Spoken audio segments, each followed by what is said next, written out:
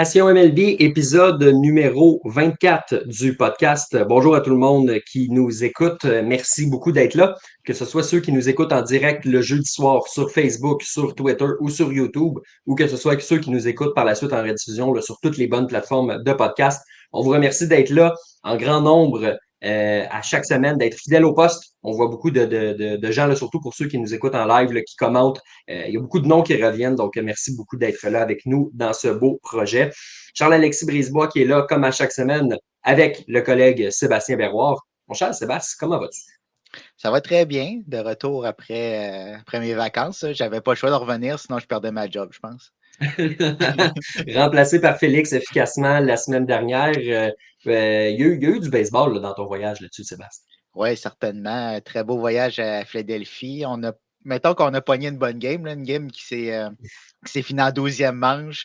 Une victoire des Yankees dans un environnement quand même hostile. Donc, très belle soirée qu'on a eue. Là, je me souviens plus, là, ma mémoire fait défaut, ça fait quand même une semaine et demie. Là, c'était-tu un des matchs où Jazz avait frappé deux coups de circuit? Oui, exactement. Ouais, c'était le Bon, deuxième match où il a frappé deux coups de circuit, dont un de 3 points qui a ramené les Yankees dans le match. Donc, voilà. ouais, c'était spectaculaire. Fait qu'une chance que c'était un stade extérieur parce que ta tête passait plus par les cordes de protection. Mais mettons que je n'étais pas tout seul de partisans des Yankees dans le stade, là. Il y en avait Voilà. quelques-uns. Ouais. Ceux qui nous écoutent en format vidéo auront remarqué la présence de Hugo Reich de BPM Sport qui est là avec nous cette semaine. Mon cher Hugo, bienvenue au show, puis merci d'avoir accepté l'invitation. Salut les boys, ça va? Bien content d'être là. Ben oui, Yes. ça va bien, ça va bien. Écoute, pour ceux qui te connaissent moins un petit peu, parlons de toi 2, 3 minutes là, avant d'aller jaser là, des Blue Jays. Ça fait combien de temps que tu es à BPM Sport? Puis dis-nous donc, là, c'est quoi un petit peu là, tes responsabilités au jour de jour là-bas? Ouais, ça fait environ 1 an et demi que je suis à BPM Sport. Puis, à la base, moi, j'ai été engagé comme producteur de contenu numérique puis les réseaux sociaux là-bas, notamment durant la saison forte. Mais là, ça fait 2 étés, en fait, que je travaille à la production. Et là, cette année, je co-anime l'émission du matin avec Anthony Marcotte depuis quelques semaines. Là. C'est vraiment le fun. Ouais, on a bien du fun, la gang du matin. D'ailleurs, t'es venu à une coupe de show, Charles-Alexis. C'est bien cool de te recevoir. Je, Absolument. je pense que tu es impliqué aussi dans le baseball, hein? Quand même. Oui, exactement. Oui, exact. Moi, dans le fond, je coach pour l'ABC féminin en Trois-Rivières. Je coach dans la Ligue ABC et la Ligue Canada-Est, qui est comme les deux meilleures ligues de baseball féminine au Québec et au Canada. Puis j'ai coaché des équipes du Québec aussi, 16U au championnat canadien l'année dernière. Et on s'en retourne là, en Saskatchewan dans 2 semaines. Là. J'ai bien hâte de voir ça avec quoi le résultat. On essaie d'avoir une troisième médaille d'or de suite. On se croise les doigts. Bon, on va te souhaiter bonne chance, puis on va te souhaiter bonne chance évidemment à tous les joueurs aussi là, de la formation. Yes, merci beaucoup. Merci beaucoup. Euh, Sébastien, sur ce, allons-y avec le bloc sur les Blue Jays de Toronto. Okay, Blue Jays, let's play ball. J'allais dire que Vladimir Guerrero Jr. était sur une séquence de 19 matchs de suite avec un coup sûr, mais Hugo, dans les dernières minutes, au moment où on se parle, les Blue Jays qui affrontent les Orioles de Baltimore, Vladdy qui a frappé un coup sûr dans un 20e match de suite. Je ne sais pas qu'est-ce qu'il met dans ses céréales, mais j'en veux. La réponse est très claire. Il s'est coupé les cheveux, les gars. Puis ça marche. Ah, c'est ça. Ouais. Ça C'est vrai. marche. Non, Comme mais pour Jacob DeGrom, dans vrai, le fond, là. comme Jacob DeGrom, exactement. Mais je pense que aussi, là, Vladimir Guerrero a senti qu'avec tous les départs des Blue Jays depuis la date limite des transactions, je pense qu'il a senti encore plus l'importance qu'il y avait au sein de cet alignement-là. Chose que depuis qu'il est arrivé, on savait toujours qu'il allait avoir une certaine notoriété. Mais on savait aussi qu'il y avait des Calvin Biggio, il y avait des Beau Bichette, il y avait ce genre de trio d'espoir-là qu'on avait beaucoup, qu'on donnait beaucoup d'importance au sein de la direction des Blue Jays. Et là, de plus en plus, avec les blessures à Bichette, finalement, Biggio qui ne fait pas la job, on réalise que Guerrero, c'est vraiment la pierre angulaire de cet alignement des Blue Jays-là. Et il prend son rôle vraiment au sérieux. Écoute, je veux dire, c'est incroyable d'être capable de se rendre sur le sentier pendant 20 parties de suite, de faire sa constance qui est là, mais d'être capable aussi de bien communiquer et de créer une belle chimie. On se souvient, il y a quelques années, avec les Gurriel, avec les Teoscar Hernandez, d'ailleurs, la première année du Jacket, on disait c'était un peu sectaire dans le vestiaire des Blue Jays. On disait que c'était pas uni. Mais en ce moment, je pense qu'avec avec la nouvelle vague de jeunes joueurs qui arrivent, c'est important pour Guerrero d'être ce leader-là. Ouais, puis Et tu sais, vas-y, Sébastien. je vais juste dire que c'est un excellent point que tu amènes parce que dans un match cette semaine, on l'a vu aller voir le lanceur, je pense que c'était Cabrera qui était sur la butte. Tu sais, c'est lui qui est allé. C'est pas Kirk, c'est pas Pete Walker, c'est Vladimir qui est allé le voir, qui est allé le calmer. Tu sais, on dirait qu'il prend son rôle de leader un petit peu plus à cœur avec les départs, entre autres, comme tu l'as mentionné. Mais là, c'est lui, le vrai leader de cette équipe-là. Ça avait commencé avant les départs à la date limite des transactions, mais là, ça se poursuit, puis on voit le vrai Vladimir qu'on a vu par le passé. Ouais, vraiment. Écoute, Sébastien, je veux te lancer une question là, de Jean-Michel ici, qui est un bon point quand même. Guerrero connaît ses meilleurs moments à partir du moment où la saison est finie. Tu sais, quand la saison n'était pas encore terminée au mois d'avril, je pense qu'il y avait une moyenne de 219 à la fin du mois. Là, il est en feu, ça va, mais est-ce que c'est un petit peu trop tard, là? Tu sais, on parle beaucoup de l'importance, puis des fois, tu sais, c'est autant des gars que quand le match est 3-2, ils ont de la misère à placer la balle dans le lieu sûr, mais quand c'est 8-1, ça devient le festival du coup de circuit. Est-ce que tu vois ça un peu dans le cas de Guerrero? Est-ce que ça t'inquiète que cette production-là survienne à un moment où ça compte plus pour les Blue Jays?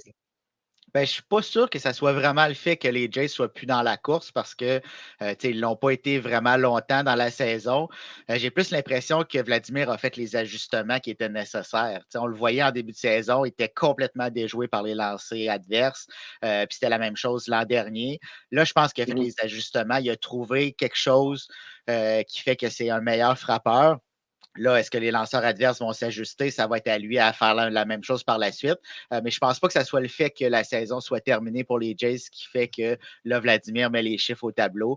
Il l'a déjà fait par le passé dans une situation où les Jays étaient dans la course. Donc, je pense qu'il peut le faire. Il restera à voir est-ce qu'il peut le faire sur une saison complète. C'est sûr que durant une saison, il y a des creux, ça va arriver. Mais là, je pense qu'il est sur une bonne lancée, puis il a trouvé un petit quelque chose qui fait que c'est un meilleur frappeur. Ouais, Ce qui m'impressionne aussi, Hugo, vas-y. Ouais, mais j'allais juste rajouter au point de Sébastien, comme quoi aussi, son ratio d'élan, balle prise, s'est vraiment amélioré au fil de sa carrière.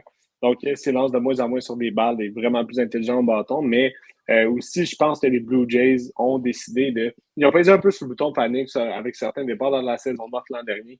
On est allé chercher Justin Turner, Kevin Kiermaier qui était déjà là, Danny Jansen. Je pense que ça aussi, c'était des leaders un peu au sein de ce vestiaire-là.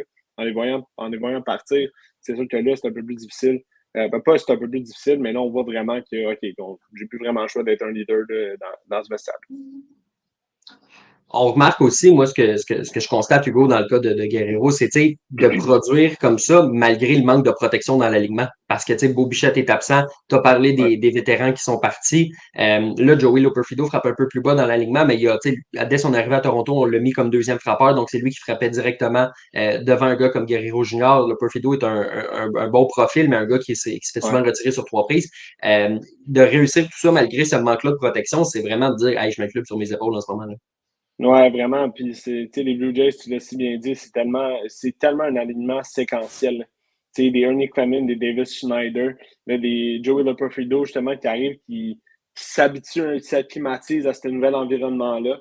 Je pense que, justement, cette constance-là devrait être une belle influence pour le reste de l'alignement de ces Blue Jays-là. Mais je pense qu'encore une fois, même en BPM, on en a parlé un peu, l'ajustement au bâton, c'est quelque chose d'extrêmement difficile pour l'alignement des frappeurs des Blue Jays. Est-ce que ça vient de la direction? Est-ce que c'est parce qu'on enseigne quelque chose, le fameux launch angle, le fameux OPS+, qu'on s'en va chercher de plus? Écoute, je sais pas, mais je trouve que pour la jeunesse de cet alignement-là, en ce moment, il y a une direction offensive qu'on doit changer. On doit aller chercher des contacts, on doit aller mettre des balles en jeu, chose que les joueurs des Blue Jays ne font pas assez. C'est trop par séquence. Évidemment, en ce moment, il restera beaucoup de discussions à savoir est-ce que Vladimir Guerrero Jr. signera un contrat à long terme, est-ce qu'il va être est-ce qu'il va avoir droit à l'autonomie dans une année, est-ce qu'il va se rendre jusque-là, est-ce qu'il va être échangé? Il y a beaucoup de questions sur son avenir, mais disons qu'il se place en bonne position pour avoir du succès. Un peu le contraire de Beau Bichette Sébastien. On s'attend à le voir revenir cette année, mais peu importe la décision qui sera prise dans le cas des Blue Jays, que ce soit de l'échanger, que ce soit de le garder pour 2025, on s'attend pas à le voir signer, mais il se place pas dans une position de force, que ce soit pour attirer les autres équipes ou que ce soit pour convaincre les Blue Jays de vraiment miser sur lui puis de se dire hey, je suis capable de me relever à fond en 2025 puis d'amener ce club-là là où vous voulez. Oui, on dirait qu'il y a eu une cassure à un moment ou à un autre. Est-ce que c'était les négociations de contrat qui, tu sais, ça ne s'est pas bien passé? Est-ce que ça a eu des répercussions sur ses performances? Est-ce qu'il est en froid avec l'organisation? Mais on sent vraiment qu'il y a eu une cassure à un moment où présentement, Beau Bichette ne semble pas être heureux à Toronto. Puis clairement, ça a des répercussions sur son jeu, autant défensif qu'au bâton. Des fois, il n'a pas l'air concentré. Des fois, ça n'a pas l'air à être tenté d'être sur le terrain du Rogers Center ou à l'étranger. Donc, vraiment, comme tu l'as mentionné, il ne se place pas en bonne position pour Toronto. Ça, c'est une chose. On le sait probablement qu'il va quitter au terme de la prochaine saison. Mais pour une autre formation, comme par exemple les Dodgers qui voudraient acquérir ses services, ben, c'est pas très attrayant de voir un joueur qui présentement ne performe pas. On le sait, il est blessé, mais avant sa blessure, ça allait pas très bien, puis on voyait son attitude. Restera à voir qu'est-ce qui va arriver quand il va être de retour. Mais il doit se mettre en valeur autant pour les Jays que pour les autres formations qui voudraient l'avoir dans leur formation, que ce soit l'an prochain ou sur le marché du joueur autonome. Sébastien, on a un commentaire ici de la part de Alex qui dit qu'il nous écoute chaque semaine, mais que c'est la première fois qu'il nous écoute en live. Donc, Alex, merci d'être là. N'hésite pas à poser des questions si jamais tu en as, autant sur les Blue Jays que sur l'actualité du baseball majeur en général. Messieurs, Mark Shapiro est sorti de sa tanière, a décidé de jaser un petit peu avec les journalistes un petit peu plus tôt cette semaine. Un des points qu'on soulève de tout ça, Hugo, c'est le fait que il a l'air d'un gars qui veut ramener Ross Atkins l'an prochain. Je peux pas dire nécessairement que ça m'étonne dans l'optique où on décide d'y aller quasiment all-in l'an prochain avec un alignement que Ross Atkins a construit. On veut y aller avec la continuité. Ceci étant dit, pas exactement une décision populaire si jamais on décide de ramener Ross Atkins avec le désastre qu'a été la saison 2024. Ah, écoute, moi, j'ai vraiment de la misère à comprendre un peu la direction là, en ce moment parce que on veut miser sur 2025. On dit que ça va être l'année où on va pousser. On a, on a été capable de fouetter un peu. On a décidé de vendre. C'est ça qu'on a fait. Parfait. On est allé chercher un bon bagage. C'est la première moitié de fait. Maintenant, durant la saison morte, qu'est-ce qu'on va faire pour bien équilibrer ce line-up-là? C'est ça qui me fait peur. Parce que Ross Atkins, ça n'a pas été fameux dans les dernières années. On a pesé sur le bouton panique. On a tenté d'aller chercher des joueurs qui, à court terme, pour amener du succès à Toronto. Finalement, le fit n'était jamais bon. Et après ça, ben, on n'était plus capable de les garder. Matt Chapin, Marcus Semien, c'en est des exemples courants. Maintenant, c'est de voir que, ben, en fait, c'est le last dance. Autant pour Shapiro qu'Atkins, que John Schneider, s'il décide de rester, c'est le last dance en ce moment. Ben, en fait, la saison prochaine, je devrais dire, parce qu'à partir de ce moment-là, écoute, des saisons comme ça, c'est inacceptable. Si on est aussi calme avec le déficit qu'on a présentement dans tout ce qui se passe avec la course aux séries, mais aussi avec le classement dans l'Est, on peut pas rester comme ça. Là. On a des bons espoirs, c'est bon, c'est correct. On est capable d'en accorder beaucoup d'importance. On est capable d'être là avec, mais tout de même, c'est important d'avoir une bonne gestion de ça et d'être capable d'amener des joueurs qui vont pouvoir bien équilibrer, mais qui ne sont pas nécessairement trop vieux non plus. Là, touche pas à la retraite, à la Justin Turner, à la Kevin Kiermaier, par exemple. Ça prend des gars qui vont pouvoir aider vraiment directement en 2025 Ouais. au plus profond, au cœur de de leur carrière. Parce que, bon, c'est ça, comme tu l'as dit, si tu vas rechercher un Kevin Kiermaier ou un Justin Turner qui est bon un mois par année, c'est pas exactement idéal. Sébastien, il y a l'aspect Ross Atkins, il y a l'aspect John Schneider aussi. John Schneider a été beaucoup plus évasif, on va le dire comme ça, en disant que c'est le directeur général qui allait prendre sa décision, pardon, à ce niveau-là.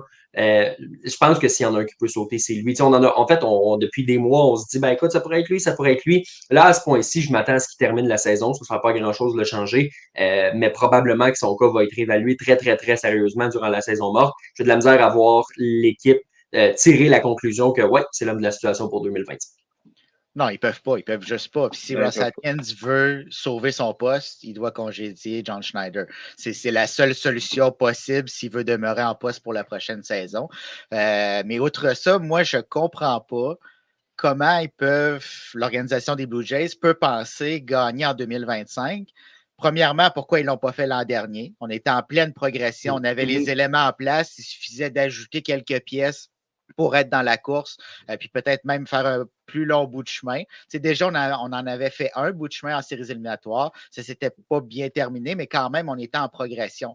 Là, on recule pour pouvoir mieux avancer dans une division où les Yankees vont être encore là, où les Orioles vont être encore là, où les Red Sox qui vont bien cette année vont continuer de progresser, où les Rays, on ne sait pas trop comment, mais sont toujours là. Comment on peut penser gagner en 2025 si on n'a rien fait durant la dernière saison morte? Moi, ça me dépasse. Imagine si Shohei Ohtani était là, à quel point Ah, ce serait pas nécessairement une meilleure équipe, ce serait juste plus de problèmes parce que là, tu te dirais, OK, on est en train de payer Ohtani ou du moins on va le payer dans 10-12 ans, mais on va le ouais. payer pour pas faire grand-chose en ce moment. Ce serait une espèce de couteau à double tranchant en ce moment. David ici qui nous mentionne que Rodgers ne peut continuer à faire confiance à Shapiro, Atkins, Schneider. L'équipe régresse. En ce moment, là, clairement, c'est ce qu'on voit là, depuis le début de la saison. Sébastien, je veux qu'on aille sur un autre aspect que le président des opérations baseball a jasé durant sa conférence de presse, et c'est la masse salariale. On sait que les Blue Jays étaient au-dessus de la taxe de luxe au niveau de la saison 2024. C'était attendu avec les dépenses qu'il y avait là. Un des objectifs de la date limite, c'était de couper dans le gras un peu, de passer en dessous de la taxe de luxe, non seulement pour ne pas la payer cette année, mais pour ne pas être un récidiviste, donc la payer 2 ans de suite, puis par la suite avoir des pénalités un petit peu plus grandes pour la suite des choses. Le président qui a dit en ce moment, on est en dessous, mais prenez pas ça nécessairement pour du cash parce que ça fluctue. Moi, je pense que si un gars comme Joey Votto est rappelé, tu ajoutes un 2 millions comme ça au prorata, donc un 600-700 000, mettons, d'ici la fin de la saison, ça peut faire une différence aussi. J'ai l'impression que ça va être une priorité. Donc, dans cette optique-là, je te soumets la question de Jean-Michel. Ryan Yarbrough va-t-il finir la saison avec les Blue Jays ou est-ce qu'on va le passer au balotage pour l'échanger à une équipe de série avant que les 40 joueurs des équipes qui peuvent faire les séries? Ce qu'il faut savoir, c'est qu'il faut être sur un alignement le 1er septembre. Donc, on peut faire comme les Angels l'an passé, puis soumettre des joueurs au balotage, puis s'ils sont pris, ça permet de libérer un petit peu de salaire. Moi, j'ai l'impression, Sébastien, que si on le fait avec Ryan Yarbrough, c'est vraiment pour une raison salariale, parce que sinon, tu as tellement d'inexpérience dans ton enclos que tu as besoin d'un lanceur comme ça, même si c'est juste pour finir la saison, puis qu'il va partir à la fin de l'année, puis qu'il ne reviendra jamais, puis c'est correct, mais ça te prend ce bras-là d'expérience au moins pour faire souffler les Ryan Burr et les Joey Coas de ce monde. Bien, oui, c'est sûr que tu en as besoin dans ton enclos, mais tu ne peux pas avoir fait tout ce travail-là à la date limite des transactions pour baisser ta masse salariale, pour ne pas avoir à payer la pénalité, ne pas être un récidiviste, pour ensuite payer un releveur qui, oui, va rendre de bons services d'ici la fin de la saison, mais qui va te mettre au-dessus du seuil de la taxe de luxe. Tu dois continuer le travail, tu dois profiter de cette occasion-là pour être en dessous du seuil de la taxe de luxe, pour pouvoir comme mettre les compteurs à zéro. Les Yankees l'ont fait par le passé. Tu dois profiter d'une mauvaise saison pour avoir cette occasion-là. Puis c'est la même chose pour Votto. Oui, tu peux peut-être donner un bonbon aux partisans, mais si ça fait que tu dépasses le seuil de la taxe de luxe, mais là, tu te mets dans le trouble pour les années futures. Puis le plan, c'est de gagner l'an prochain. Donc, tu vas avoir besoin de cet argent-là. Tu ne veux pas nécessairement payer dans le vide dans une saison où plus rien va. Là. On le sait, les Jays ne feront pas les séries. Donc, ça va être vraiment des décisions monétaires, contractuelles et non pas pour le spectacle sur le terrain. Puis, tu sais, Hugo, parlons-en un petit peu justement du cas de Joey Votto. La question est intéressante au niveau salarial, est intéressante au niveau du leadership parce que si tu ajoutes un gars comme Joey Votto, tout le monde peut en bénéficier. Ceci dit, moi, la question que j'ai pour toi, est-ce que tu l'amènes pour bloquer des jeunes? Parce que je sais qu'il joue juste au premier but comme frappeur de choix, mais si tu le mets comme frappeur de choix, on a vu dans les derniers jours, Spencer Horwitz a des tours comme DH une fois de temps en temps. Est-ce que tu veux couper du temps de jeu à des gars comme lui, David Schneider, qui est déjà en train de perdre du temps de jeu parce qu'il joue pas à la hauteur des attentes, qui le remplace au deuxième coussin pendant qu'il est frappeur de choix? Tu sais, il y a plusieurs façons de jouer avec cet alignement-là. Est-ce que tu veux amener un Joey Votto, un, pour pas le faire jouer beaucoup, puis deux, à chaque fois qu'il joue, tu te dis, ah, ouais, il prend la place d'un jeune qu'il faudrait évaluer pour 2025 parce que Joey Votto, il sera pas là en 2025. Ben écoute, j'aime ta question parce que c'est un peu la situation de Yarbrough, dans le bullpen. Je trouve que on est dans une situation à Toronto où on doit faire le vide. Comme on a essayé avec Joey Votto, je pense que c'était aussi pour lui donner une dernière chance. Si on regarde ses chiffres dans le 3 en ce moment, c'est effie, oui, il a été blessé, c'était tough la remise en forme et tout. Les Blue Jays doivent tourner la page. Tu n'as pas le choix. Je pense que c'est quand même, tu sais, ça a été un beau test, voir qu'est-ce qui peut se passer, mais là, on est rendu à un point où si on veut vraiment vider le club et on veut vraiment repartir à neuf, on doit aussi rétablir nos bases pour le type de joueur qu'on veut ramener. Joey Votto, malheureusement, c'est un peu dépassé pour moi. Je ne sais pas ce que vous en pensez, les gars, mais moi, je pense que vraiment, on doit remettre le compteur à zéro complètement puis repartir à neuf. Oui, moi je suis d'accord. Depuis le jour où il a été signé, je trouve que c'est une signature marketing. À ce moment-là, Ouais, on s'attendait pas à la saison qu'on a eue, évidemment. Ceci étant dit, pour moi, c'était de dire, ben écoute, tu as déjà Vladimir Guerrero Jr. qui est au premier coussin, tu avais Justin Turner, à ce moment-là, tu avais Daniel Vogelbach qui roulait au camp d'entraînement. Fait que tant ouais. qu'à ça, tu sais, c'était quoi le point d'ajouter un Joey Votto? Puis là, ben maintenant que tu fais la place aux jeunes, ben je comprends pas pourquoi tu veux faire de la place à un gars qui va avoir, je pense, 41 ans le mois prochain ou quelque chose comme ça, si Exact. je me trompe pas. Donc non, c'est pour moi, c'est pas. C'est le moment là, de tourner la page, comme tu l'as dit. Sébastien, toi, ton avis là-dessus? Ah, entièrement d'accord. Puis est-ce qu'on peut mettre les jeunes dans une situation une situation qui est favorable pour eux? Là, on promène certains jeunes d'une position à l'autre. Il n'y a aucune stabilité. Est-ce qu'on peut les placer à une position, voir qu'est-ce qu'ils peuvent nous donner pour l'an prochain? Puis à partir de ce moment-là, choisir quels joueurs on va garder, puis quels joueurs sont capables de faire le travail dans des situations, une Mhm. situation donnée, que le joueur sait à quoi s'attendre, il a son rôle déterminé. Puis là, à partir de là, on peut construire une formation gagnante. Moi, Hugo, là, quelque chose que je ferais, là, tu me diras ce que tu en penses. Là. On a Mhm. décidé de placer Joey Loperfido dans le champ gauche à tous les jours puis lui dire essaye de gagner le poste. Parfait. Pourquoi on ne fait pas la même chose avec Addison Barger au troisième coussin? Ben, moi, écoute, je trouve que c'est une bonne question que tu me poses. On est rendu à un moment où il y a trop de zones grises. Fait qu'on prend des chances. Et moi, j'ai aimé ce que j'ai vu de Barger. On sent qu'il est en train de. On sent qu'il est en train de s'adapter. On sent qu'il est en train de prendre le goût et le rythme du baseball majeur. Et en ce moment, il y a tellement, excusez pour l'avoir, en ce moment, il y a tellement un gros point d'interrogation. Écoute, j'ai rien contre Ernie Quemen. Ernie Quemen a fait des jeux clés cette année. A été clutch à certains moments au bâton aussi, mais c'est pas assez sûr. Je suis d'accord avec ton point. Moi, je pense vraiment on devrait y donner davantage de chance. On est rendu là anyways. On n'a plus rien à perdre là, à Toronto. Fait que, et c'est aussi, c'est bon pour, ça revient au point que je disais avant, c'est bon pour voir où on s'enligne, un peu comme Sébastien l'a dit, où on s'enligne avec quel joueur à quelle position pour la saison prochaine. C'est super important. C'est l'affaire primordiale dans la to-do list de Ross Atkins et John Schneider en ce moment. Un qui perd dans tout ça, petit commentaire, ceci dit en passant, les boys, c'est Aurelvis Martinez parce que dans une situation comme celle-là, il y en aurait eu du temps de jeu au deuxième coussin. Puis en Mm-hmm. ce moment, ça a été des portes tournantes au deuxième but là, depuis le départ de Marcus Semien. Mais en ce moment, Spencer Horwitz est en train de se sauver avec le poste. Ça ne veut pas dire que ça va être encore vrai dans un an, mais en ce moment, il est en train de s'acheter du temps de jeu régulier à cette position-là. Donc Aurelvis Martinez qui est présentement victime là, de ses décisions. Mais il y a une Euh, personne à blâmer, hein? Ouais, C'est exact. pas la faute des Jays dans cette situation-là. Exact. Mais c'est aussi un cycle à trois. Tu sais, il y a Luis de Los Santos aussi qui va commencer à prendre des minutes là, au troisième but. Ça va être important de voir justement comment on crée l'équilibre, qui va être notre 1, qui va être notre 2, puis voir qui peut jouer ailleurs aussi. C'est un peu comme on a fait avec Davis Schneider cette année. Absolument, absolument. Les gars, il va falloir qu'ils soient polyvalents. On parlait Ouais, de Barjo au troisième but, mais il est capable d'aller jouer dans le champ droit quand George Springer a une exact. journée de congé ou qu'il est frappeur de choix. Donc, ça te prend des gars comme ça. David, qui est de cet avis-là, qui nous dit à ce stade de la saison, après un méga coup de balai, laissons la place aux jeunes. Léo Jimenez, qui est en train de profiter de la blessure de Beau Bichette, qui est le régulier à la réco présentement. J'aurais pas mis un 10 là-dessus il y a une couple de semaines. Non. Spencer Horwitz, Barger, Loperfido, des gars comme ça qui méritent là, d'avoir du temps de jeu. Sébastien, un autre commentaire de David ici. Le fameux meeting de Schneider avec ses vétérans ne semble pas avoir changé grand-chose. Il y a Guerrero qui répond bien, mais sinon, il a raison. Les vétérans répondent pas fort. Moi, la question que je vais créer à partir de celle de David, c'est une des raisons pour laquelle les Blue Jays veulent percer en 2025, c'est que sur papier, tu as un excellent trio de lanceurs partants. Tu as José Berrios qui est là, tu as Chris Bassett qui est là, tu as Kevin Gausman qui est là. Disons que les trois n'ont pas exactement une saison pour garantir une autre présence à un membre des Blue Jays parmi les finalistes du Cy Young. Non, pas vraiment. Non, c'est ça. Puis on le savait. L'an dernier, c'était une saison exceptionnelle. Presque aucune blessure. Les lanceurs qui ont fait le travail, on ne s'attendait pas nécessairement à ça. Donc, on savait que ça n'allait pas être à ce niveau-là cette année. Puis là, on le voit. Puis c'est pas facile aussi avec une attaque qui ne produisait rien. Donc, toute la pression était sur les lanceurs. C'est pas facile de négocier dans ces circonstances-là.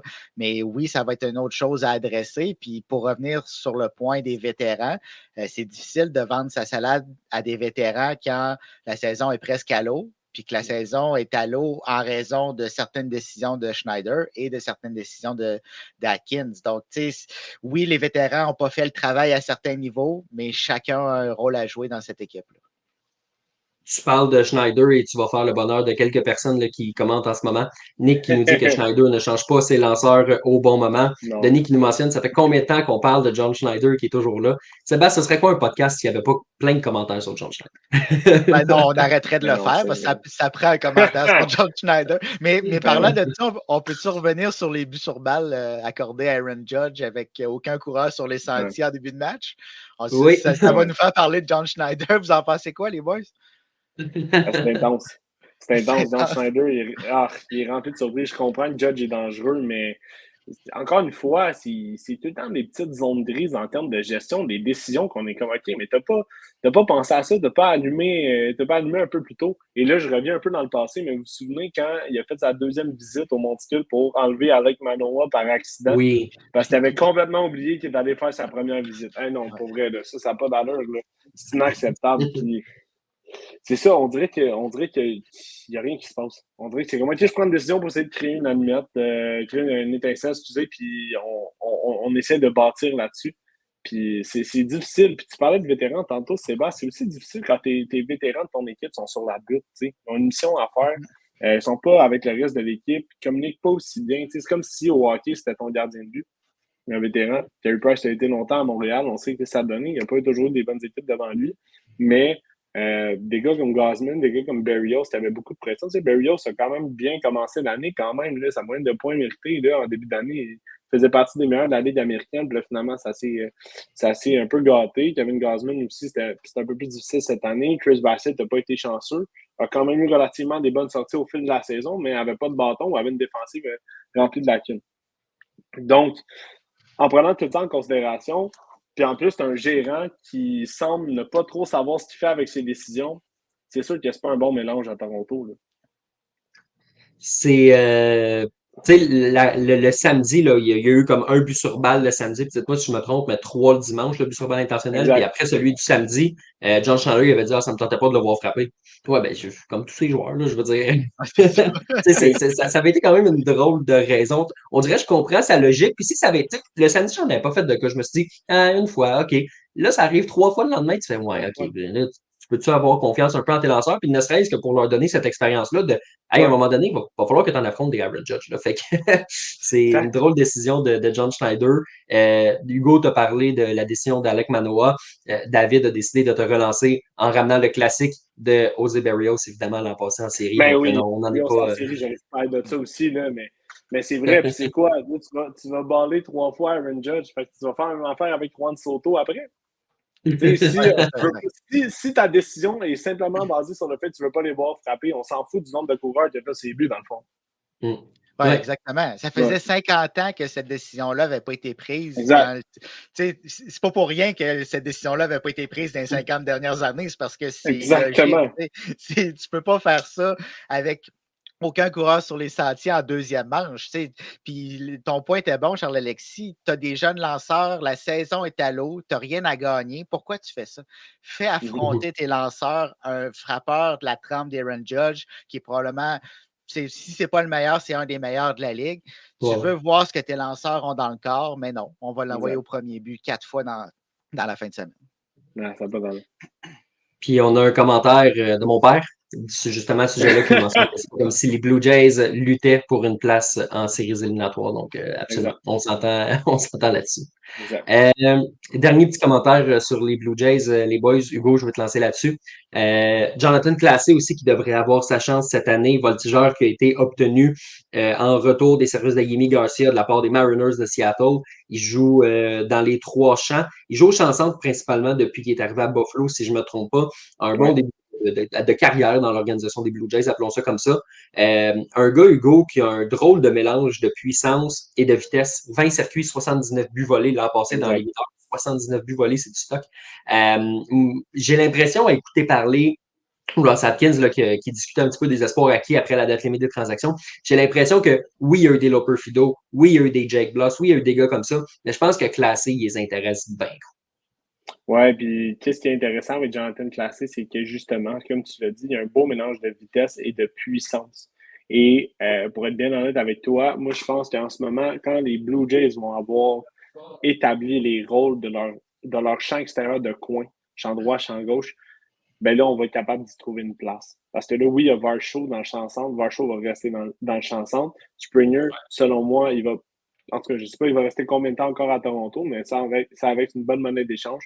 Euh, puis là, il reste le champ gauche. Moi, je pense que classé, on va être capable de bien convertir, bien pour qu'il soit capable de bien ajuster sa vitesse par rapport à être capable de bien lire des balles dans les champs de coin. Et son bras va être un atout important. Les Blue Jays, ça fait longtemps qu'on n'a pas eu des joueurs de champ extérieur avec des bras canons, des fiabilités qui peuvent aller chercher des retraits désespérément, là, mettons que ça soit au troisième but ou à la plate. Et Jonathan Classé fait partie de ce groupe de joueurs-là. Et là, je te dis, si les Blue Jays jouent bien leur carte, il faut qu'ils soient patients avec leur développement. Parce que c'est pas la même affaire que des Addison Barger, notamment des Joey Loper-Fido. Même chose. Ça, c'est des joueurs qui peuvent être un peu plus polyvalents. Moi, je pense que pour classer, on doit vraiment lui trouver un titre clair, net, et capable de bien utiliser ses forces pour qu'il soit un joueur d'impact. Moi, Sébastien, l'impression que j'ai, c'est que si tu prends un gars comme Classé qui peut jouer dans tous les champs, si jamais Loper-Fido s'installe dans la gauche, Hugo l'a mentionné, Dalton Varsho est au centre pour y rester, ça ne bougera pas. Je pense que George Springer, il peut aller un petit peu plus souvent comme frappeur de choix aussi. Tu sais, de plus en plus, on le tente. Il a passé 2 ans au champ centre, là, ça fait 2 ans qu'il est au champ droit. Ça se peut qu'on dise, hey, même ton gant, là, tu risques quand même de jouer quand même beaucoup défensivement, mais ça se peut qu'une game sur deux, tu sois frappeur de choix pour laisser de la place à des gars comme ça. Moi, je ne serais pas étonné que c'est ça qui arrive ultimement. Absolument. Puis ça va réduire le risque de blessure pour Springer. On le sait, il est fragile. Donc, le fait de moins jouer au champ extérieur, ça va nous permettre de garder son bâton dans l'alignement. Puis, dernièrement, ça va un petit peu mieux pour Springer. Donc, si on peut avoir cette version-là de George Springer au bâton, ça fait une différence dans cet alignement-là. Mais là, on ajoute des bons voltigeurs, on ajoute de la vitesse. Ça va prendre un gérant qui les fait courir aussi parce que ça ne peut pas être John Schneider. John Schneider est assis dans le fond du dugout, ne bouge pas. Les coureurs ne bougent pas. Il n'y a pas de cours et frappe. Il n'y a pas de vol de but. Donc, ça va prendre un gérant qui va utiliser les forces de ces joueurs-là pour amener l'équipe au prochain niveau. Ça, c'est un bon point. J'ai hâte de voir si le prochain gérant 2025, si jamais il y a un changement, là, si on ira dans cette direction.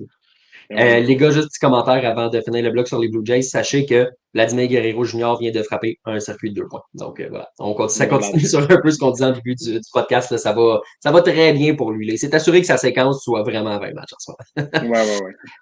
Ouais. Sébastien, allons-y maintenant avec ce qui se passe ailleurs dans le baseball match.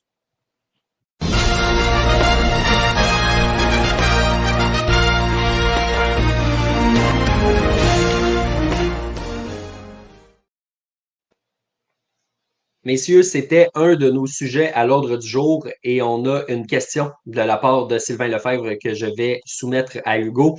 Qu'est-ce que tu penses de Charles Leblanc en ce moment avec les Angels? Charles Leblanc qui a été rappelé au cours des derniers jours, qui a joué déjà 2 matchs avec les Angels.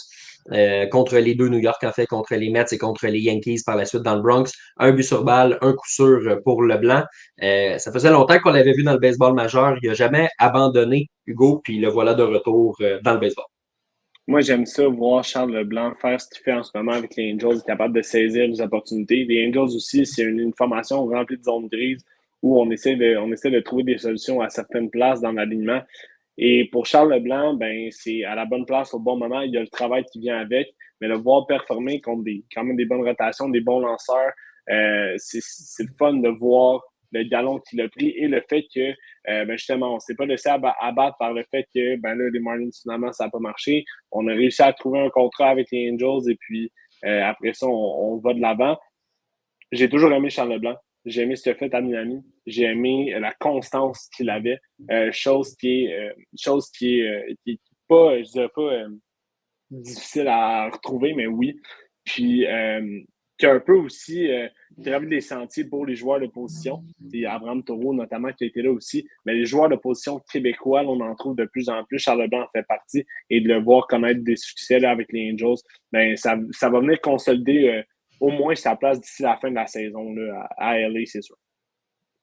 C'est un bon point que tu amènes parce que quand on parlait des joueurs québécois, c'était soit des lanceurs, soit des lanceurs. Tu sais, il y avait juste ça. Exact. Là. On développait des lanceurs. Je Exactement. sais pas si c'est à cause du climat, c'est peut-être un petit peu plus difficile de frapper, c'était plus facile de lancer durant l'hiver.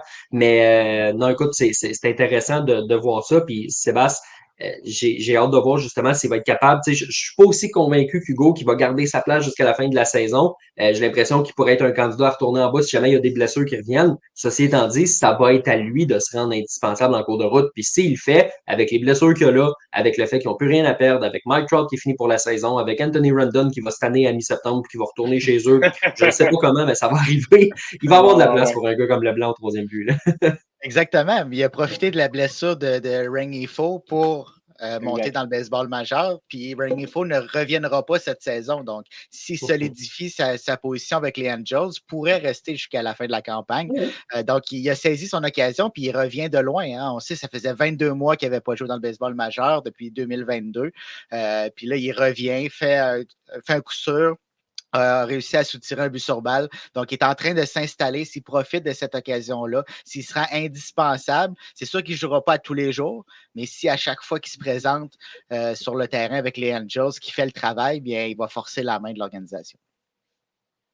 Je veux qu'on glisse un mot, Sébastien, sur Pedro Grifol qui a perdu son emploi de gérant des White Sox de Chicago. Jean-Michel, justement, à ce sujet-là, qui nous dit que Jerry Reinsdorf, le propriétaire des White Sox et des Bulls aussi de Chicago, est un des propriétaires les plus cheap de la MLB. Mais comment on a pu garder Grifol aussi longtemps avec la saison passée qui a tellement mal été? Tu sais, l'an passé, ça avait été une saison, je n'ai pas les chiffres devant moi, mais c'était à peu près 60-100 défaites. Là.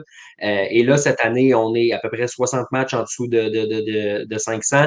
Ça a été une séquence de 14 défaites qu'on a remis aux oubliettes parce que Sébastien, il y a eu une séquence de 21 défaites consécutives. Il n'y a plus rien qui allait. Là, on finit par mettre fin à cette séquence-là et on sort Pedro Grifol de cette situation-là. Charlie Montoyo aussi, qui était le coach de banc, qui était peut-être un candidat pour prendre l'intérim. On l'a tassé lui aussi. Il y a quelques coachs qui ont perdu leur emploi. Moi, j'ai l'impression qu'à un certain point, Grifol, il ne devait pas demander à son patron d'être congédié, mais à un certain point, il doit être soulagé. Là, parce que là, il y avait clairement plus les réponses. Tu sais, le mot qui circulait à Chicago, c'est écoute, c'est un bon gars, mais il ne l'a pas. Ah, certainement. Mais l'expérience Pedro Grifol était vouée à l'échec depuis le départ. Là. Pour répondre à la question de Jean-Michel, il a été placé là dans des circonstances atroces. Donc, on l'a laissé là parce qu'on savait qu'on l'a mis dans ce trouble-là, dans cette situation difficile-là. Il n'y a personne d'autre qui aurait. Peut-être que quelqu'un aurait pu faire un meilleur travail, mais on n'aurait pas eu beaucoup plus de victoires chez les White Sox. Là. On n'a personne dans cet alignement-là. Donc, c'est un peu pour cette raison-là qu'on l'a placé là, en espérant faire une certaine transition. Mais on est rendu au bout de cette transition-là, puis on doit passer à autre chose. Ça fait vraiment dur là, ce qu'on voit en ce moment chez les White Sox. Hugo, on a dit pour ce qui est du gérant que c'est Grady Sizemore qui prend la relève par intérim. Un ancien choix des Expos, ceci étant dit. Oui. Et il n'a jamais joué avec les Expos. Il a eu une carrière d'une dizaine d'années dans le baseball, dont plusieurs à Cleveland. A été 3 fois au match des étoiles. Et pour la suite des choses, j'ai pas l'impression que c'est lui qu'on veut garder à long terme parce que le DG aujourd'hui, Chris Wright, ça a été clair. Il a dit on veut probablement aller avec quelqu'un à l'externe pour ce qui est de 2025 comme gérant. Tant qu'à moi, sans rien enlever à Sizemore parce que je ne connais pas ses qualités de gérant, puis on verra qu'est-ce qu'il va accomplir. Mais c'est aussi bien comme ça parce que tu ne peux pas prendre quelqu'un de l'interne qui est en train de pourrir dans toute cette situation-là. Amène quelqu'un de l'extérieur. Ce serait la définition des définitions d'amener un vent de fraîcheur dans une organisation. Ah ouais, vraiment, vraiment, tu l'as vraiment bien dit aussi. Je pense que, écoute, Grady Sizemore, pour ce qui est de ce qu'on suit de ce qu'on a vu en tant que joueur, ça a toujours été un joueur électrisant, un joueur rapide qui aimait ça un peu voler le show, surtout dans le champ avec ses diving catch. Bref, je ne vais pas revenir là-dessus parce que c'est plus en tant que gérant qu'on veut parler, mais encore une fois, puis là, c'est vraiment plat pour lui, puis ce que je vais dire, ça va sonner un peu harsh, là, mais c'est un peu un pion qu'on met pour l'instant. On essaie de recréer l'équilibre justement pour voir ce qu'on va faire avec cet alignement-là qui est très, très, très défectueux. Écoute, pour Sizemore, ça va être de l'expérience en tant que gérant. Peut-être que lui va se trouver une job ailleurs. Peut-être qu'il va rester dans l'organisation des White Sox en tant qu'entraîneur adjoint. On ne sait pas. Il va être un peu plus spécialisé probablement.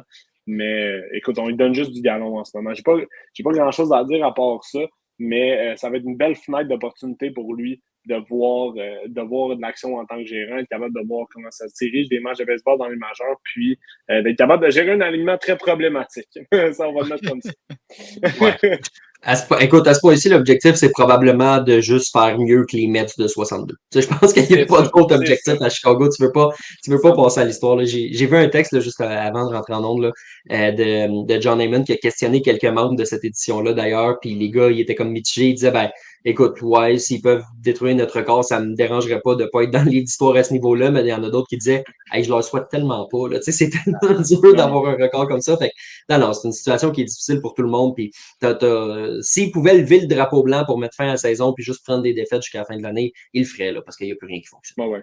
Non, exact. Mais c'est une Hugo? chose. Oui, vas-y. C'est une chose d'amener un vent de fraîcheur l'an prochain, mais tu ne peux pas amener n'importe qui non plus. Tu sais, on parle de John Gibbons. Ça ne peut pas être John Gibbons qui s'en va dans cet abri-là des White Sox avec une équipe complètement détruite. Tu dois amener un gérant avec de l'expérience. Oui, John Gibbons a de l'expérience, mais pas nécessairement du succès. Tu sais, pourquoi pas un Joe Madden ou quelqu'un qui a déjà gagné et qui sait comment redresser une organisation, une formation, mais ça ne peut pas être John Gibbons. Là.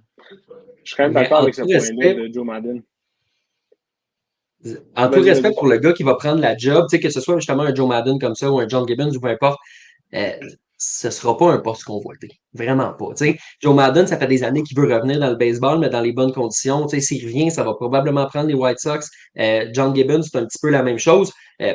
Moi, ce qui me laisse mitigé, c'est qu'on parle de plus en plus de Skip Shoemaker, peut-être, qui pourrait prendre ce poste-là. Il y a beaucoup d'informateurs qui lisent Skip Shoemaker, qui est excessivement bien coté de la part de ses pairs dans le baseball pour ce qu'il fait à Miami.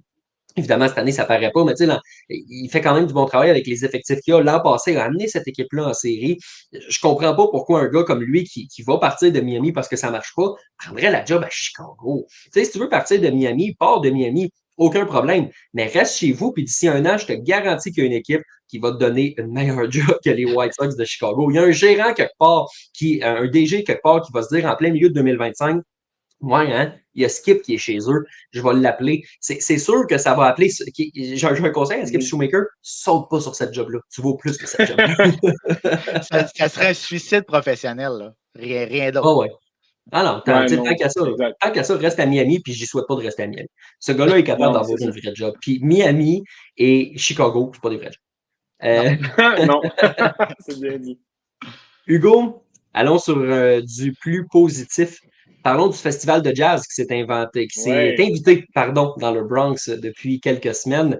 Jazz Chisholm Jr. qui est à la base un gars qui est étiqueté comme un cas problème, un gars qui est étiqueté comme surestimé parce que il est souvent blessé, puis il y a beaucoup de retraits sur des prises ou peu importe. Mais pour l'instant, ça va bien. Ça va bien. Il s'est trouvé un nouveau chez-soi au troisième coussin en parant le numéro 13 au troisième but chez les Yankees. J'ai hâte de voir ce que ça va donner pour la suite, mais en ce moment, on s'est dit, faisons confiance au leadership d'Aaron Judge. Il va le placer. Puis pour le moment, je sais que c'est tout neuf, tout beau, ça va, mais ça va super bien pour Josh Chisholm à New York. Ouais, puis je sais pas si vous avez eu la chance de voir son entrevue avec Mookie Betts dans son podcast de Bleacher Report à Jazz Chisholm, mais c'était difficile l'adaptation. C'était difficile l'adaptation à Miami, dans le fond. Il n'était pas capable de créer une chimie au sein de l'équipe. Justement, lui, grosse personnalité, il aime ça flasher, il y a des chaînes, des mythes de toutes sortes de couleurs, des ceintures, des souliers, etc. Et c'était un environnement toxique à Miami. Comme tu l'as dit, Miami, c'est pas trop une place idéale là, en soi. Il a toujours aimé les Yankees. Il a dit que plus jeune, c'était vraiment une de ses équipes favorites parce qu'au Bahamas, c'était là. En fait, c'était ça qui pognait comme équipe. C'était le Yes Network. Ça a été ça. Il est arrivé là et a vraiment su ajouter son grain de sel pour que les Yankees fonctionnent encore mieux. Je pense que les Yankees se sont assurés de lui faire une place. A déjà joué dans l'infield, était bon dans l'infield. On s'en va le mettre au troisième but. Ça a été un peu plus problématique cette année pour les Yankees. Et là, ça marche. Et je trouve qu'il y a du donnant-donnant. De la part de Jazz Chisholm Jr., on vient rajouter une couleur un peu plus différente. Je ne sais pas si vous avez remarqué, c'est peut-être juste moi qui est un gars d'équipement, mais Jazz avait vraiment beaucoup des manches fluo avec beaucoup de motifs. On sait que On sait qu'à New York, c'est pas pareil. On est clean, on est rasé et tout, mais Jazz a réussi à garder sa petite touche. Lui, dans le fond, Aria Essex, qui est une des marques de baseball, de gants, etc. Et bien, lui, c'est un des athlètes commandités. Et sa thématique, lui, c'est We Are Not, c'est We Are Unique. Bref, c'est avec des extraterrestres. Je ne veux pas trop m'emballer là-dedans, mais a des mots décrits sur sa ceinture, fait en sorte qu'il est vraiment unique. Les Yankees lui ont permis de garder cette touche-là, cette couleur-là. Par contre, a réussi à uniformiser. Donc, a quand même la petite touche jazz, mais sous les traditions des Yankees. Et ça fait extrêmement du bien. Et ben justement, donc l'aspect un peu plus jeunesse, un peu plus flashy du joueur qui est Jazz Chisholm Jr. Fait du bien à l'alignement des Yankees. Mais le traditionnalisme des Yankees vient caser Jazz. Fait en sorte qu'il se concentre exactement sur ce qu'il doit faire, ce qu'il doit amener à cet alignement-là. Et justement, Sébastien, tu vas être content, mais c'est vraiment un équilibre de vitesse, un équilibre de puissance, mais aussi créer des jeux spectaculaires, chose que les Yankees aiment faire. Et pour vrai, ça a bien été. Écoute, 4 circuits dans ses premiers 24 heures avec les... pas ses premiers 24 heures, mais proches avec les Yankees. Écoutez, là, c'est exactement ça qu'on demande de lui. Et lui, il avait juste hâte de quitter ce noyau toxique-là de Miami. On s'entend que tu l'as dit, c'est un gars qui aime les lumières, puis là, il s'en va dans la ville qui ne dort jamais, Sébastien. Fait que, ceci dit, j'ai vu une entrevue où il dit qu'il aime bien dormir, lui. Sa première journée de projet avec les Yankees, il a dormi toute la journée juste parce qu'il aime ça. Fait que, et il recharge ses énergies. Écoute, moi, je pense, Sébastien, tant qu'il performe, puis qu'il frappe des circuits à des bons moments, puis qu'il fait gagner l'équipe, il dormira tant qu'il veut, il dansera sur les sentiers tant qu'il voudra, il portera des manches jaunes, oranges avec des flammes comme les chemises que certains petits gars avaient au primaire là, quand j'étais jeune. Il portera tout ce qu'il veut, mais fait gagner le club. Exactement. C'est les performances sur le terrain. Puis présentement, ça va bien, les performances sur le terrain. Puis on parlait de cas problème tantôt. Alex Verdugo était considéré comme un cas problème. Ça va assez bien à New York. Les performances, c'est so-so, mais je pense que dans le vestiaire, ça va bien parce qu'on a un leader comme Aaron Judge. On a Juan Soto également. Donc, tu sais, je pense pas que ça soit un problème à long terme. Défensivement, il fait le travail.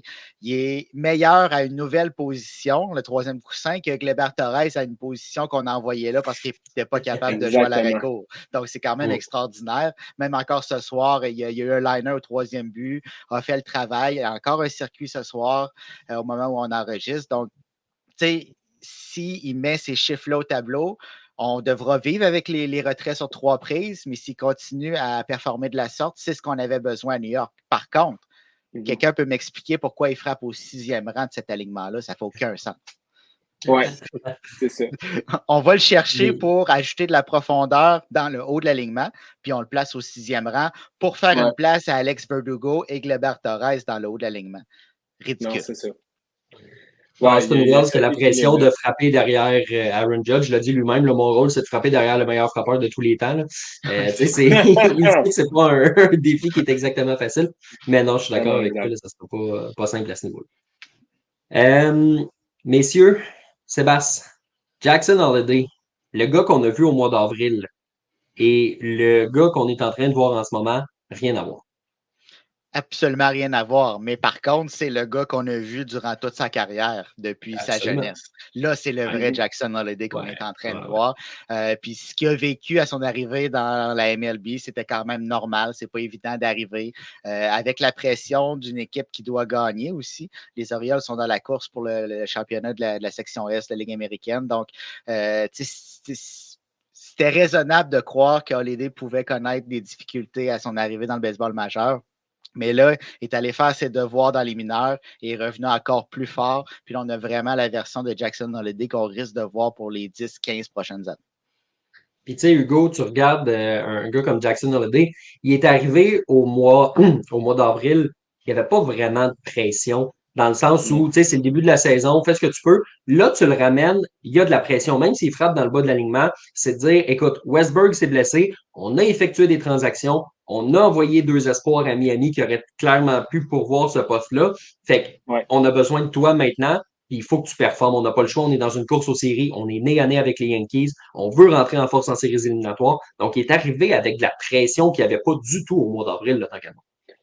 Oui, exactement. Mais c'est un différent type de pression, je trouve. Quand il est arrivé, sa première séquence dans les majeurs, c'était plus une pression médiatique. Les spotlights, c'était le meilleur espoir du baseball majeur. Fallait qu'il performe immédiatement. Et c'était aussi une vitesse de croisière pour les Orioles de Baltimore qui, eux autres, étaient habitués avec le développement d'Argent, Connor Anderson, Adley Rutschman, Cedric Mullins, Ryan Mountcastle, ou relativement jeunes, ils les ont amenés dans les majeurs pour qu'ils puissent se développer là. Malheureusement, c'est pas ça qui s'est passé à première vue avec Jackson Holliday. On a décidé de mettre les freins, de le ramener dans le 3A, a fait très bien. Et là, ben exactement, là, c'est le bon type de pression. Le type de pression où Jackson Holliday est meilleur, ça veut dire quand ça vient de l'équipe et quand les performances sont importantes.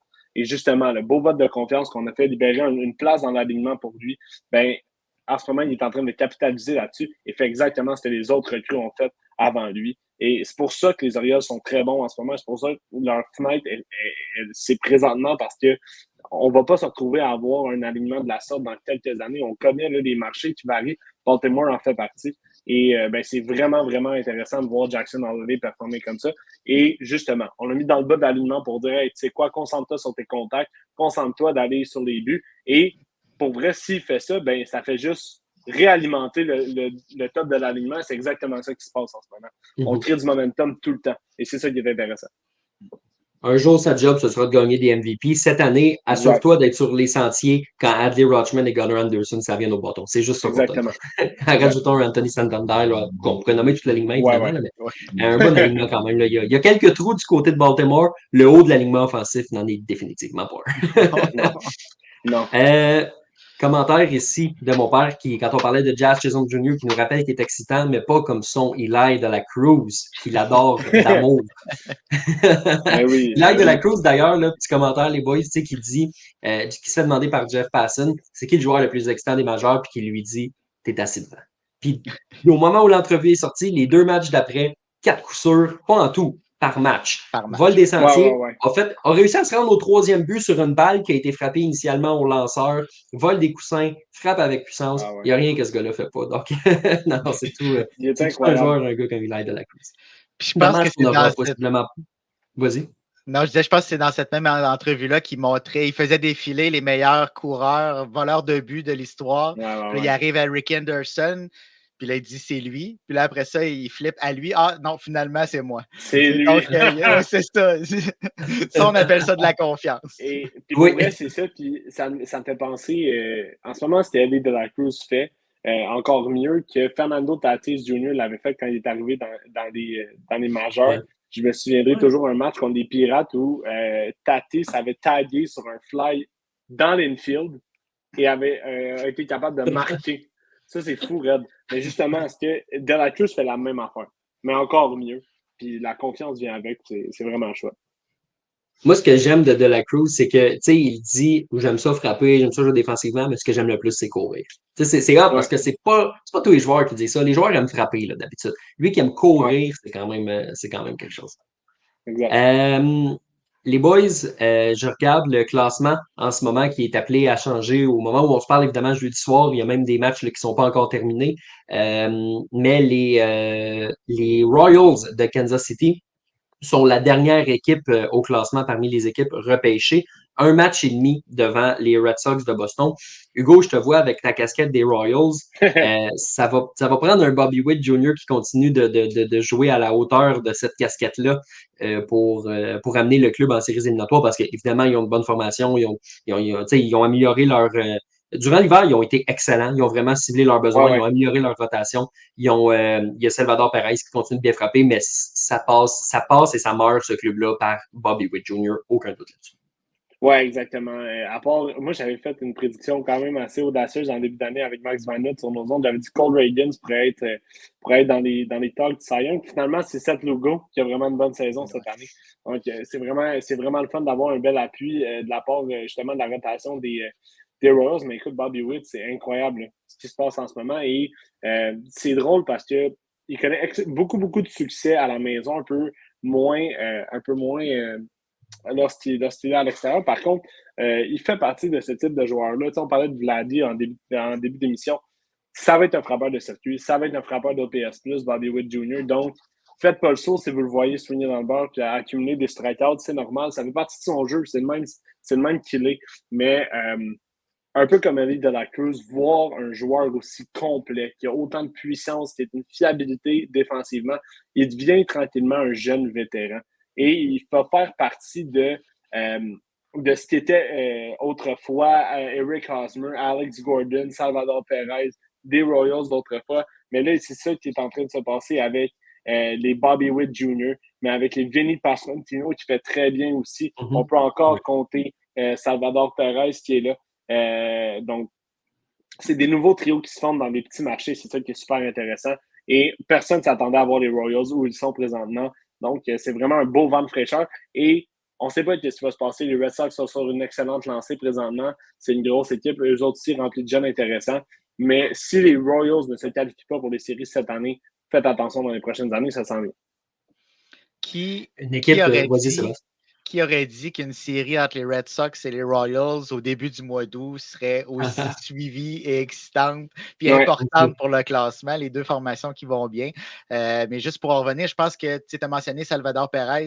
J'ai vraiment l'impression que son impact sur Bobby Witt Jr. est beaucoup plus important qu'on peut le penser. C'est lui, c'est Perez, le vrai leader de cette formation-là, mais il est en train d'y passer le pouvoir pour les prochaines années. Puis vraiment, ça va avoir un impact à long terme. Oui, assurément. À mes yeux, un gars comme Bobby Witt Jr., c'est le moteur de cette équipe-là. Salvador Perez en est le cœur. C'est encore lui qui est le leader, là, tu l'as dit, de cette formation-là. Et de qui c'est aussi bien d'apprendre d'un gars comme Salvador Perez là, pour la suite des choses. Sébastien, tu glissais un petit mot sur les Red Sox de Boston. Les Red Sox qui, présentement, première équipe de l'Américaine à ne pas être en séries éliminatoires au moment où on enregistre jeudi soir. Un match et demi des séries et des Royals de Kansas City. Ça va être bon jusqu'à la fin, cette course-là, je pense. Oui, vraiment, vraiment. Je pense que c'est deux formations qu'on n'attendait pas nécessairement à ce stade-ci. On les attend dans les prochaines années, mais pas nécessairement cette année. Puis c'est eux qui vont se battre pour une place en séries éliminatoires. On ne voit pas vraiment d'autres formations. Oui, les Mariners vont se battre avec les Astros pour la tête de la section Ouest, mais ils sont quand même assez loin d'une place de meilleur deuxième. Donc, ça va être entre les Royals et les Red Sox. Puis j'ai vraiment hâte de voir parce qu'on a deux jeunes formations qui sont construites un peu différemment, mais qu'on va voir dans les prochaines années. Donc, laquelle de ces équipes-là va réussir à percer puis à se rendre au mois d'octobre, ça va être excitant à suivre. Si j'avais à mettre de l'argent, je pense que je le mettrais sur les Royals. Je pense que les Red Sox vont manquer de gaz d'ici le mois de septembre. En tout cas, Hugo, ça va donner une bonne série sur Netflix. Tu sais, les Red Sox qui se font filmer par les caméras de Netflix au grand malheur de Kenley Jensen. Ceci étant dit, tu sais, quand on a vu ça, on a pris ça au camp d'entraînement, on sortait d'un hiver où il n'y avait pas signé personne, puis on se disait, mais qui c'est qui vont filmer dans ce documentaire-là? Finalement, ça va être bon.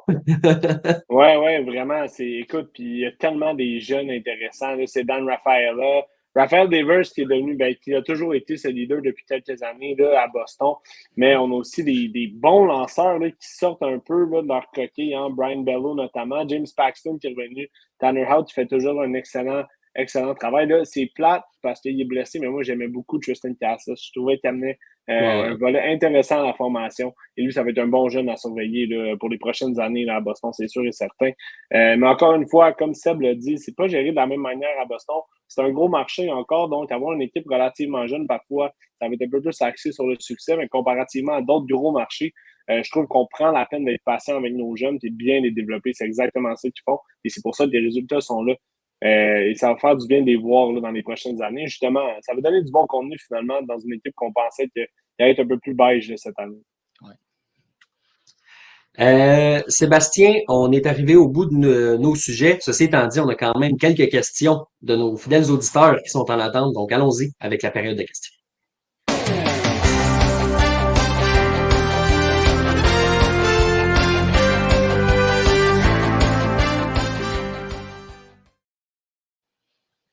Denis Labrie, fidèle au poste, qui nous demande, je te soumets la question, Hugo, pensez-vous que les Diamondbacks peuvent surprendre? Il y a eu un balayage un petit peu plus tôt cette semaine contre les Guardians de Cleveland. Les Diamondbacks qui sont présentement en position de faire les séries éliminatoires meilleur deuxième, donc tout juste derrière les Padres de San Diego. Et si on va dans le classement des divisions en tant que tel, au moment où on se parle, 3 matchs seulement des Dodgers de Los Angeles. Hugo, j'aurais pas mis un 10 là-dessus à ce point-ci de la saison. C'est une bonne équipe, là, les Diamondbacks, mais je Ouais, m'attendais pas à ce qu'ils soient aussi proches des Dodgers. Ça en dit peut-être un petit peu plus long sur les Dodgers que les Diamondbacks, ceci ouais. étant dit, mais c'est quand même un bel exploit là, en Arizona en ce moment. Ben, ouais, exactement. Et je trouve que, en fait, la saison des Diamondbacks a été un long crescendo. Ça a été vraiment difficile. Corbin Carroll n'avait pas des bons résultats en début de saison. Et là, finalement, on a vraiment pris notre envol. On est 8-2 dans nos 10 derniers. Mais depuis le match des étoiles, pour vrai, là, ça va extrêmement bien pour les Diamondbacks.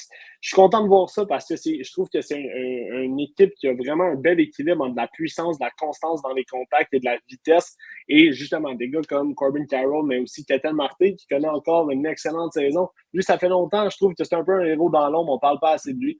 Ah ouais. Écoute, les Diamondbacks sont exactement où ils devraient être comparativement à l'an dernier. C'est juste que ça a été plus lent partir de la machine. Mais les attentes restent les mêmes pour les joueurs parce que l'alignement n'a pas tant changé comparativement aux dernières années. Puis on a Torey Lovullo dans l'abri. Ça fait une différence. On Exact. a l'expérience de l'an dernier. On a un excellent gérant. Je pense que c'est une formation qui est très, très dangereuse en ce moment. Les Dodgers, j'ai l'impression qu'ils commencent à avoir peur parce que non seulement on a les Diamondbacks, on a les Padres qui sont à 3 matchs aussi. On a des blessés. Ça ne va pas super bien. Donc, d'ici la fin de l'année, si les Diamondbacks continuent sur cette lancée-là, je miserais plus sur eux que sur les Dodgers. Les gars, on a une question ici de Jean-Michel que je vais lancer à Sébastien ici. Nestor Cortez qui, lui, est en train de se noyer là, du côté des Yankees.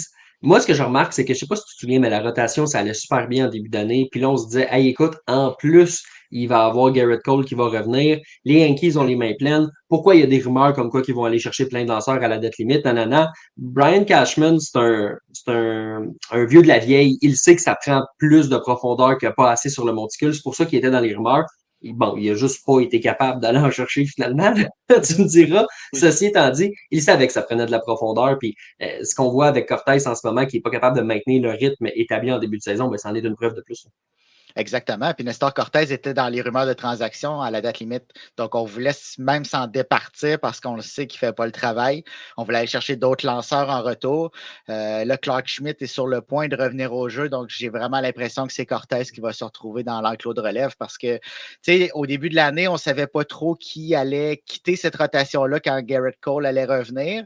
Le plus logique, c'était justement Cortez, même s'il y avait un début de saison correct. Mais là, ça ne va pas bien. Donc, il faut que ce soit lui qui quitte cette rotation-là. Est-ce qu'au départ, on va commencer avec peut-être une rotation à 6, mais d'ici 2 semaines, il doit se retrouver dans l'enclos?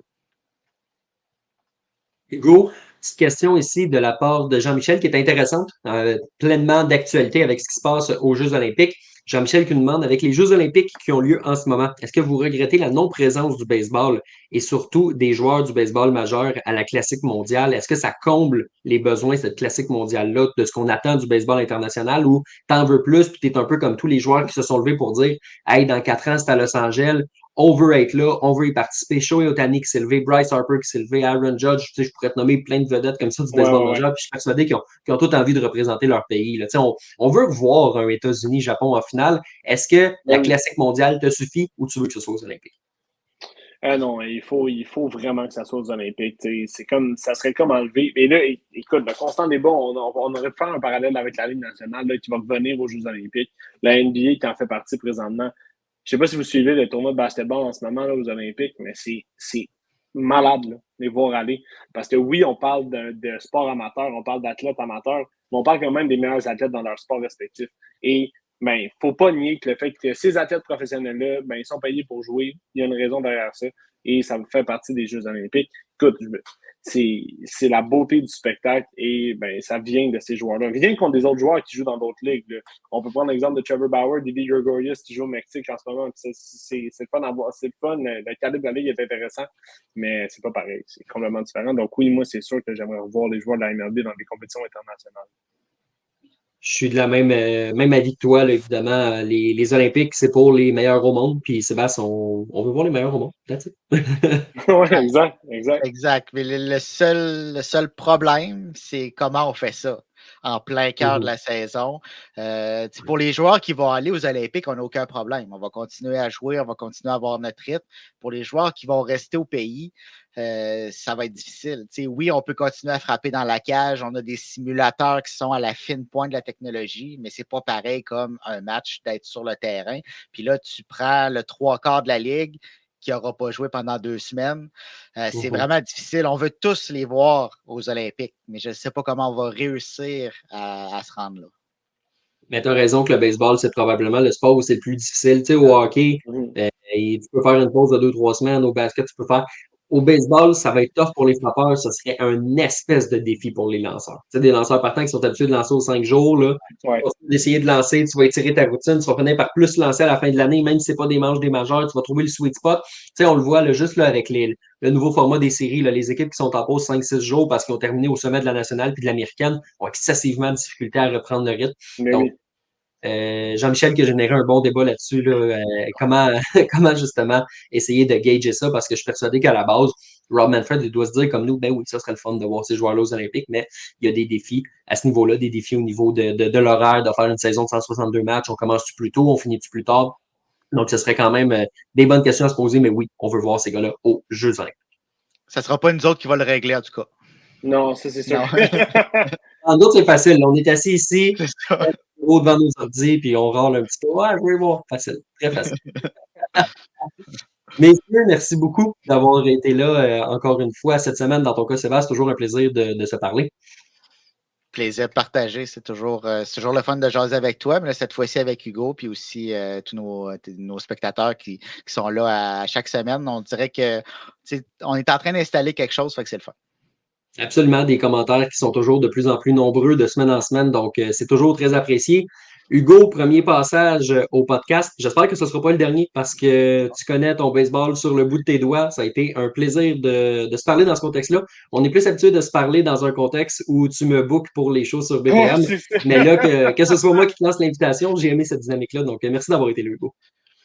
Merci de l'invitation, les boys. Moi, je suis toujours partant pour parler de baseball, puis je suis bien content si vous êtes satisfaits. Merci aux auditeurs de nous avoir écoutés. C'était bien le fun. Moi, parler de baseball, j'ai toujours du plaisir. Merci beaucoup. Ça a paru dans la dernière heure. Pour ceux qui nous ont écoutés en live le jeudi soir à 20h, ben, c'était sur Facebook, sur Twitter et sur YouTube. Puis sinon, Sébastien, où est-ce qu'on peut nous retrouver? Sur ces 3 plateformes-là, dans quelques minutes, on va pouvoir placer l'enregistrement de l'épisode, mais aussi sur toutes les bonnes plateformes de podcast et sur notre site internet passionmlb.com. Donc, merci à tout le monde d'avoir été là encore une fois cette semaine et on se donne rendez-vous la semaine prochaine.